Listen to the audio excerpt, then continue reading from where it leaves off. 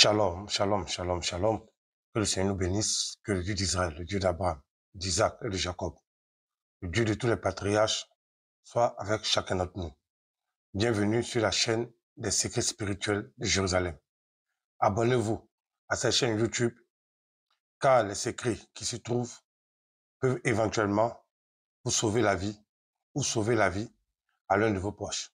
Que vous soyez un abonné fidèle ou un nouveau visiteur de cette chaîne, nous vous souhaitons la bienvenue dans notre communauté. Si vous êtes sur cette vidéo, c'est que la spiritualité chrétienne vous intéresse profondément. Aujourd'hui, nous allons explorer les profondeurs et les secrets spirituels du psaume 18. Il est important de comprendre quels sont les secrets qui sont rattachés au psaume. Les psaumes, pendant des siècles, ont été le moyen par lequel tous les chrétiens et tous les croyants, c'est-à-dire même depuis l'Ancien Testament, en passant par le Nouveau Testament et par l'histoire récente de l'Église, les psaumes ont été un bouclier, une barrière efficace contre les forces du mal. À chaque psaume est rattaché un ange. À chaque ange est rattaché une clé. Et c'est toutes ces connaissances-là qui nous permettent de pouvoir progresser, résister au diable et surtout, nous épanouir dans la connaissance du Dieu d'Israël. Donc, les psaumes sont extrêmement importants. Quelqu'un qui néglige les psaumes, je ne sais pas c'est quelle vie de prière, mais c'est quelle vie spirituelle il mène. Parce que les psaumes sont notre barrière, une barrière efficace et inviolable que Dieu a donnée à sa communauté, à ses enfants, pour pouvoir vaincre les forces du mal. Donc, nous verrons aujourd'hui la puissance transformatrice et de protection du psaume 18. Comment le psaume 18 peut transformer la vie d'un individu. Comment le psaume 18 peut apporter la protection à un individu. Comment le psaume 18 peut nous permettre de surmonter les différents obstacles auxquels nous sommes confrontés. Comment le psaume 18 peut nous permettre de vaincre, les envoûtements, les mauvais sorts, les maléfices, les sortilèges et autres. Donc, pour tous ceux qui sont des amoureux de la spiritualité chrétienne, encore bienvenue sur la chaîne des secrets spirituels de Jérusalem. Voyez-vous, nous allons partir un peu à la découverte du psaume 18. Le psaume 18 fait partie des psaumes qui ont été écrits par le roi David. Et ce psaume a été écrit dans une période où le roi David traversait des adversités terribles. Il était traqué de partout, on en voulait à sa vie, il n'avait pas des gens de loyauté autour de lui, il était livré à lui-même. Et son seul secours dans ces moments difficiles-là ont été seulement la prière et encore la prière. Dans ce contexte difficile, Dieu va inspirer David et il va rédiger ce psaume qui va être une véritable source d'inspiration pour tous les chrétiens et pour tous les croyants qui sont venus après lui, même après des siècles. Donc le psaume 18 est un psaume qui est vraiment adapté au combat spirituel. C'est un psaume qui est adapté à nous rendre résistants dans l'épreuve. C'est un psaume qui est adapté pour appeler l'assistance divine autour de nous. Voyez-vous, pendant tout le reste de la vie de David, la puissance du psaume 18 s'est toujours manifestée dans tous ses combats. Dans toutes ces épreuves, la puissance du psaume 18 s'est manifestée. Aujourd'hui, combien de personnes abandonnent la foi parce qu'ils sont attaqués, mais traqués comme David. David n'a pas abandonné la foi, il a résisté. Lorsque David a affronté les nations autour d'Israël, les nations phéniciennes, égyptiennes, les nations des Philistins, et tout ça, qui étaient des nations qui étaient vraiment plongées dans l'idolâtrie, dans la magie noire, David a pu surmonter toutes ces choses-là. Aujourd'hui, un petit sorcier qui est assis dans son village là-bas arrive à t'envoûter. Aujourd'hui, ton grand-père qui est assis de l'autre côté là-bas arrive à briser totalement ta vie. Aujourd'hui, des gens qui sont simplement jaloux de toi sont capables de t'ensorceler. Pourquoi? Parce que tu n'es pas protégé efficacement et tu ne connais pas quelle est l'espérance qui est rattachée au psaume 18. Voilà pourquoi dans cette vidéo, je vais vous expliquer comment utiliser le psaume 18 efficacement pour résister aux forces du mal, à l'envoûtement, à la sorcellerie, aux maléfices, et comment fait descendre son pouvoir sur toi et sur ta famille. Il y a deux notions à comprendre en ce qui concerne le psaume 18. Le psaume 18 est rattaché à deux notions, la protection et la victoire. Donc, si un problème que tu rencontres nécessite que tu aies la protection de Dieu, mais la victoire dans un combat, alors le premier psaume qui doit venir dans ta tête, c'est le psaume 18. Et comment utiliser efficacement le psaume 18? Le psaume 18 s'utilise aussi simplement que ça.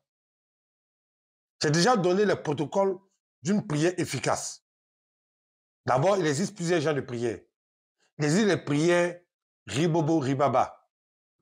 C'est-à-dire que les gens racontent des bêtises en s'imaginant qu'ils parlent en langue. Ils sont dans un autre univers, une autre dimension de la sottise. Donc, ça, c'est le premier groupe de personnes. Après ça, il y a les chrétiens chihuahua. C'est-à-dire que eux, tout ce qui passe dans leur tête comme prière, ils balancent. Même pour devenir maçon, il y a une méthodologie. Pour devenir enseignant, il y a une méthodologie. Pour devenir professeur, il y a une méthodologie. Pour devenir mécanicien, il y a une méthodologie. Il y a un parcours. Pour avoir des prières efficaces aussi, il y a une méthodologie. Les chrétiens chihuahua ne respectent aucune méthodologie. Et d'ailleurs, ils s'en foutent. Tout ce que leur esprit est en train de pondre là, c'est ce que leur bouche va dire. C'est ça qu'on appelle un chrétien chihuahua. La prière elle-même répond à une méthodologie. Donc, pour utiliser le psaume 18 de manière efficace dans le domaine de la protection et dans le domaine du combat spirituel que nous menons tous les jours contre les forces du mal, il y a un protocole à respecter. Le premier protocole, d'abord, il faut trouver l'Est. Toutes les prières juives qui ont été faites depuis le temps d'Abraham jusqu'à aujourd'hui, là, tous les croyants doivent regarder dans la direction de l'Est pour prier. Dans la Bible, on dit dans la direction de l'Orient. Mais tous les chrétiens doivent regarder dans la direction de l'Est. Tous les chrétiens. Donc, une prière de base qui se fait efficace, tu dois faire face à l'Est pour prier. C'est la première chose. Ensuite, tu vas prendre le psaume 18. Quand tu fais face à l'Est, tu prends le psaume 18. Mais auparavant, assure-toi que tu t'es purifié. Quand la Bible dit, sans la purification, nul ne verra la gloire de Dieu. Sans la sanctification, nul ne verra la gloire de Dieu. Sans la pureté, nul ne verra la gloire de Dieu. Donc, on ne peut pas faire une invocation des psaumes qui sont aussi puissants dans un état d'impureté. Donc, j'ai déjà fait beaucoup de vidéos de comment se purifier, comment se sanctifier, comment être pur avant de faire une prière. Donc, tu trouves l'Est, avant de commencer à prier, tu fais ta purification et tu vas faire maintenant l'invocation du psaume 18. Pour faire l'invocation du psaume 18, tu vas lire le psaume 18 exactement 7 fois. Pendant que tu regardes dans la direction de l'Est. Je n'ai pas dit dans la direction du Sud. Oui, de prier dans n'importe quel sens. Non, tu regardes dans la direction de l'Est. Et tu lis 7 fois le psaume 18. Après la lecture du psaume 18, tu fais une prière personnelle qui est en rapport avec la situation que tu vis. Si tu es un chrétien d'Israël, tu peux continuer la prière en utilisant les huiles d'onction d'Israël pour renforcer, pour donner plus de pouvoir et de puissance à ta prière. Selon la nature de l'huile que tu possèdes, les résultats seront différents. Exemple, pour quelqu'un qui prie avec le psaume 18, qui utilise par exemple l'huile d'onction aimant angélique, ça va rendre ton ange beaucoup plus puissant. Ça, c'est un. Et de deux, l'ange sera réactif à ta prière de combat. C'est-à-dire que si même ton ange n'est pas aussi puissant, il va revêtir une amie de combat pour t'aider dans le combat. Si tu prends par exemple une huile telle que condamnation des démons, pendant que tu fais cette invocation du psaume 18, ce que ton ange fera, ton ange va traquer le démon qui persécute ou bien qui perturbe ta vie. L'ange va le condamner.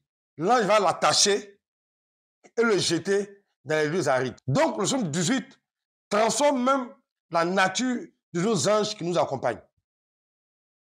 Et lorsque le psaume 18 est utilisé avec des huiles d'onction d'Israël, ses pouvoirs ou son pouvoir est multiplié par 10. On peut utiliser aussi le psaume 18 avec l'huile d'onction Arik Ampin. À partir de ce moment-là, le psaume 18 peut devenir mortel. C'est-à-dire qu'il peut créer la mort d'un individu. Vu la puissance de l'huile d'onction Arik Ampin, si par exemple tu es confronté à un combat qui nécessite une victoire, fais très attention aux prières que tu vas faire. Parce que le psaume 18 plus l'huile d'onction Arik Ampin peuvent créer des dégâts irréversibles dans le camp de l'ennemi, jusqu'à même engendrer la mort de l'ennemi. Donc, utilisez avec intelligence et sagesse les huiles d'onction d'Israël, ces huiles puissantes, ces huiles qui ont été consacrées par les plus grands rabbins de ce siècle. Le psaume 18 est l'âme qu'il faut pour faire face à l'adversité. Lorsque tu es confronté à un combat, ou bien tu as besoin d'une protection véritable. Je ne pourrais pas citer toutes les huiles qu'on peut utiliser avec le psaume 18, mais que tu aies des huiles telles que détresse des démons, brissor, toutes les huiles rattachées à un combat spirituel, ou bien à un combat contre des ennemis visibles, exemple, ton grand-père, ta grand-mère, ton oncle, ton voisin, ou bien des huiles qui sont rattachées, par exemple, à la protection, telle que protection maximum. Peu importe la nature de l'huile que tu utilises, cela donnera des résultats plus que satisfaisants. Pour ceux qui n'ont pas d'huile d'onction, vous pouvez prier simplement. Dieu agira. Mais il ne faut pas t'attendre à avoir les mêmes résultats que celui, par exemple, qui fait des prières supérieures, des prières basées sur les invocations et prières du peuple juif. Que le Seigneur nous bénisse. Shalom, shalom.